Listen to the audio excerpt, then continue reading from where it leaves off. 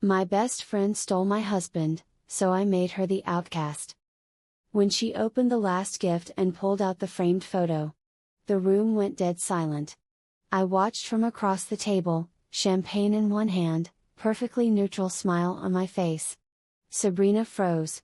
Her fingers trembled just slightly, like the frame had burned her. And then she looked up. Straight at me. She knew exactly what that photo was. What it meant. What I'd just done. Around us, the other bridesmaids were still mid-giggle, waiting for the punchline. Until one of them finally asked, "Wait. Isn't that Tyler?" Sabrina dropped the frame. Glass cracked against the tile floor. The laughter stopped. And I took one slow sip of my drink. Before I said, loud enough for the whole room to hear, "Surprise. It's a memory from the last wedding you ruined. My name is Jasmine Lee. And this? This is the story of how my best friend stole my husband. And how I made her the outcast at her own bridal shower." Sabrina Hart had been my best friend since sophomore year of college. We met in a women's lit class, bonded over our shared love of iced coffee, sarcasm, and avoiding group projects. She was wild where I was grounded. Loud where I was observant. The kind of girl who could walk into a room and instantly own it, and somehow, I never felt overshadowed. For years, we were inseparable. We did everything together, post-grad job hunting, Sunday brunch rituals. Even moved into a 2-bedroom apartment right after college. When I met Tyler, she was the first person I introduced him to. "He's cute," she said, with that sideways smirk. "And he smells expensive. Keep him." I laughed. Looking back now, I think that was the first little twist of the knife, and I didn't feel a thing. Sabrina became part of our routine. She'd crash our movie nights. Call Tyler for favors when I wasn't around. I told myself it was normal.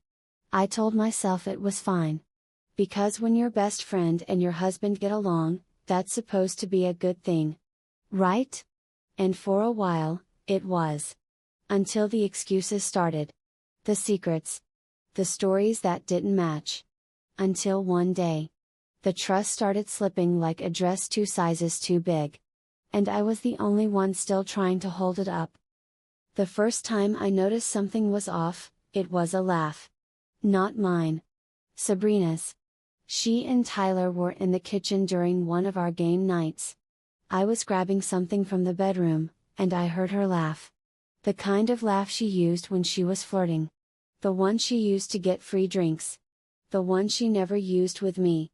When I walked back in, they jumped apart, like teenagers caught behind the gym.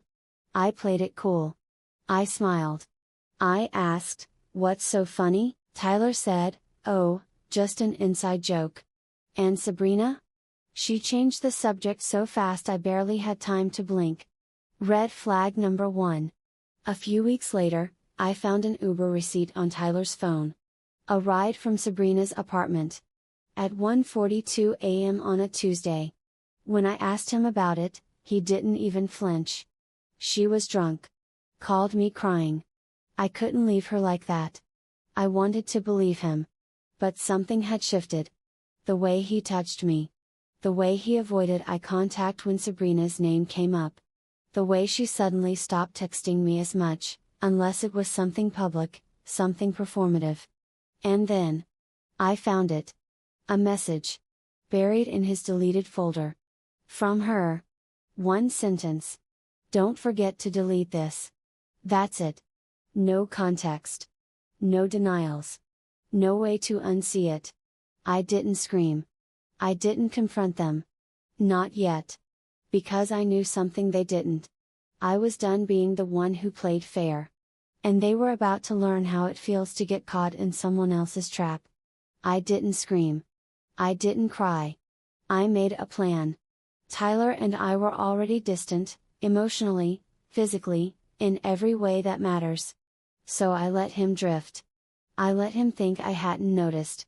I played the role, quiet wife, too busy to question late meetings and silent phones. And when Sabrina announced she was engaged, I clapped the loudest. No one knew it was Tyler. Not yet. She called me crying with excitement. It happened. He proposed. I played dumb. Oh my God. Who's the lucky guy? She hesitated. It's someone you don't really know that well. I smiled into the silence. Can't wait to meet him. 2 weeks later, I was invited to the bridal shower. Hosted at her sister's house. Pink banners. Rosé towers. Gold script napkins that said from Miss to Mrs. and all her new friends, ones who didn't know I was the one she used to call soul twin. I showed up with a box. Wrapped in ivory paper. Inside was a photo. A framed picture of Sabrina. Lying in my bed. Hair messy. Wearing Tyler's hoodie. I'd found it on his old backup drive. They'd been sloppy. And now? So was I, intentionally. I waited until the last gift. Smiled sweetly as she pulled off the ribbon. And when she saw the photo, her face went pale. And the room? The room exploded. Sabrina dropped the frame like it burned her. The glass cracked. The laughter stopped. One of the bridesmaids leaned forward, confused. Wait. Is that Tyler? Sabrina didn't answer. She just stared at me. And I didn't blink.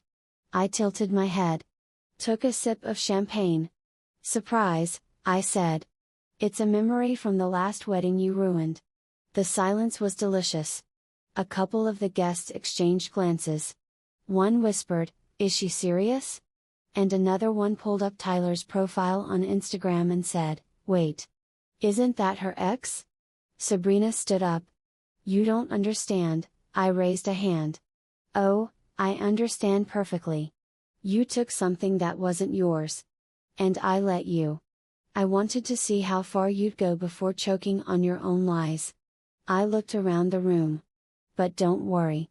I didn't come for revenge. I came for clarity. For all of you. Her sister tried to step in. "Maybe we should all calm down," I smiled. I am calm. I've been calm.